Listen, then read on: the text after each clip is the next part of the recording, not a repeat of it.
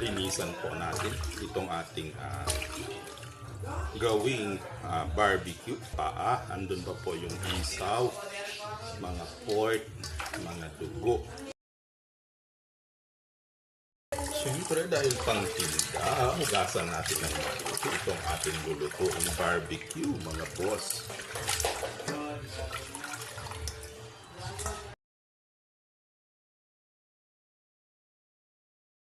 Siyempre, sunod natin pong linisan itong ating isaw.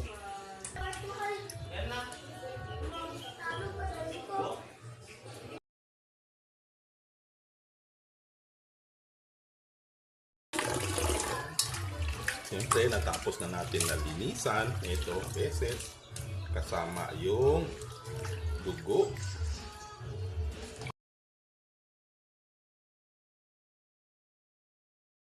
Siyempre, ito, i-marinate na po natin itong ating gawing barbecue. Paninda po natin to mga boss tayo. Ayun. Huwag po natin damihan ng asin at baka mapaalat. Siyempre, paminta.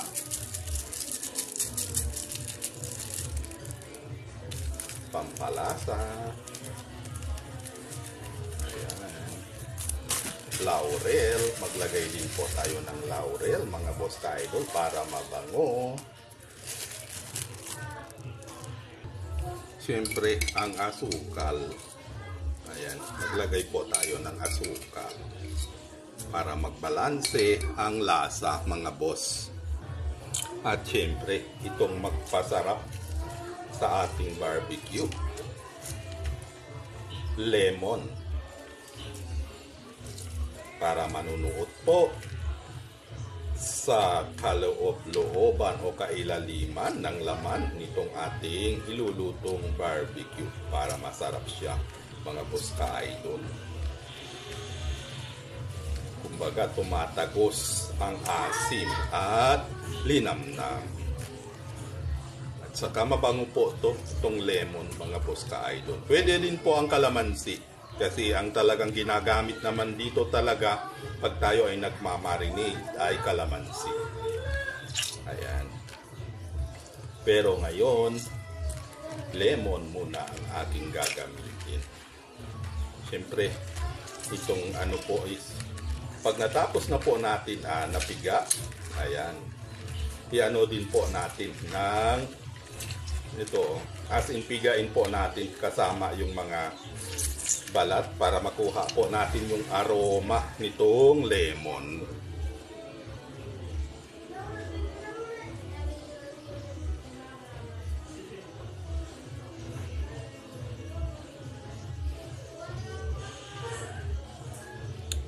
Tali ka na naman na iyo.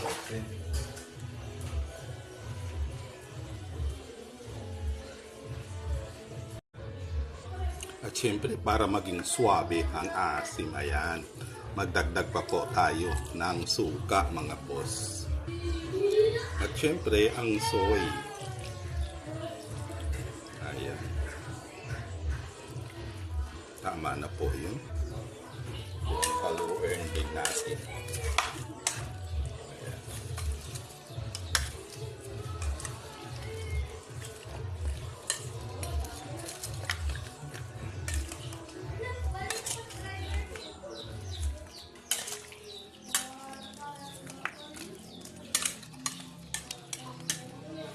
Babad po natin ng kahit 2 oras lang mga boss bago po natin siya i-boil. Ayan, ito na po. Natapos na natin siya i-marinate. Binukong dugo. Ayan, i-marinate as in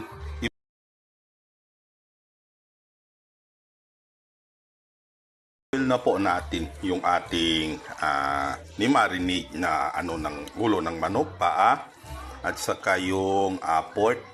Ito binukod po natin itong isaw at saka itong dugo kasi mahirap po ihalo doon, madurog-durog po paghahalo natin doon mga boss.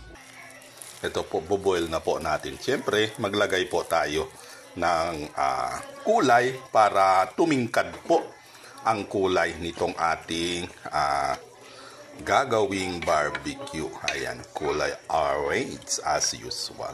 Ayan.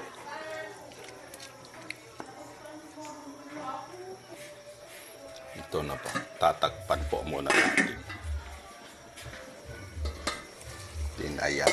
As in, kumukulo na siya mga boss. I-simmer pa po natin ng mga ilang minuto yan para maging malambot po yung paa at syempre yung pork.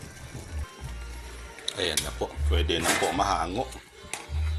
Ayan, pasensya na po sa background, may nagpapatugtog na naman dyan sa kapitbahay.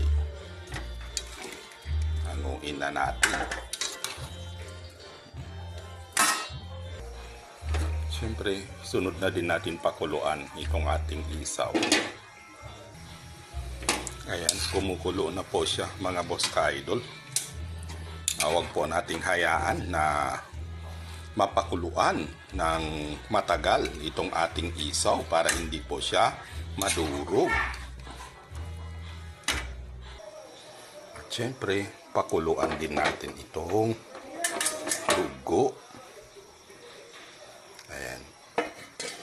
Sisimmer din po natin ng mga kahit 30 minutes yan para maluto po yung dugo.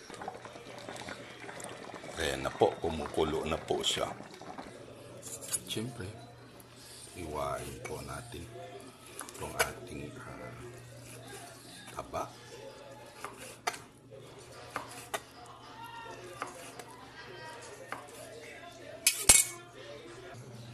At siyempre, para maging malasa itong ating isaw at saka itong ating pork, kailangan templahan natin ulit ng kalamansi.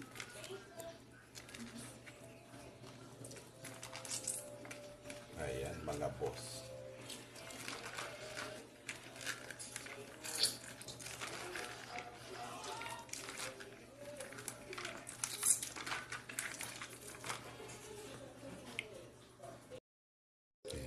Templahan natin ulit. Maglagay tayo ng konting soy mga boss. At saka natin haluin bago po natin siya ilagay sa kanyang steak. Ganito lang kasimple mga boss ang aking paghahanda sa aking gawing barbecue. Siyempre, ito na. I-ano na po natin sa steak itong ating nasan na yung sunod nating ilagay. Ayan mga boss, diba? Tingin po tayo ng mas maliit. Ayan po.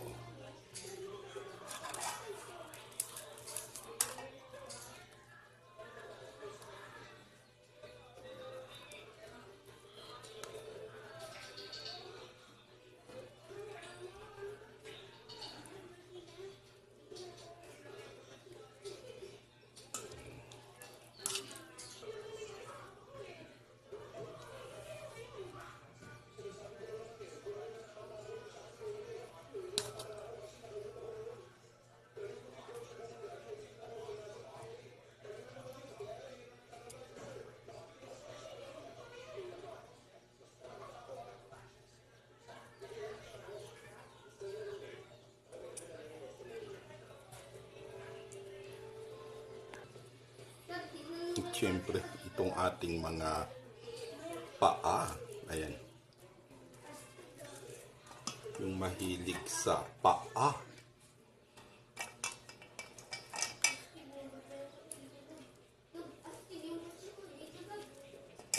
At siyempre, sa mga mahilig din po sa ulo, paano ba ang pagtuhog natin dito sa ulo na to mga boss?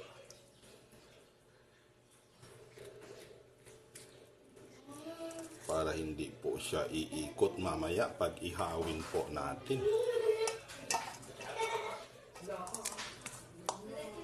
Ay.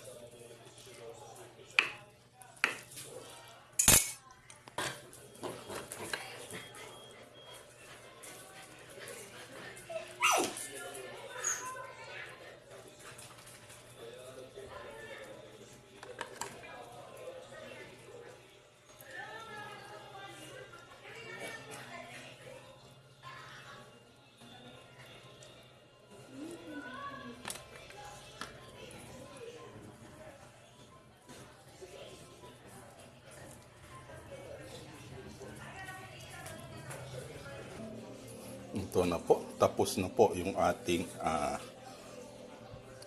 gagawing barbecue. Ito po ay ititinda natin mga boss.